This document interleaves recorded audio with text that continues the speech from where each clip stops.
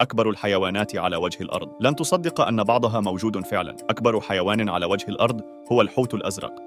أما أكبر طائر فهو النعامة. وأكبر زاحف في العالم هو تمساح المياه المالحة. والسمندل العملاق الصيني هو أكبر برمائي على وجه الأرض. خنزير الماء أكبر قارض يعيش في كوكبنا.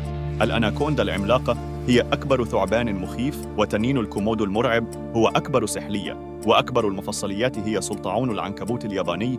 وهذه هي أكبر حشرة، خنفساء تيتان العملاقة.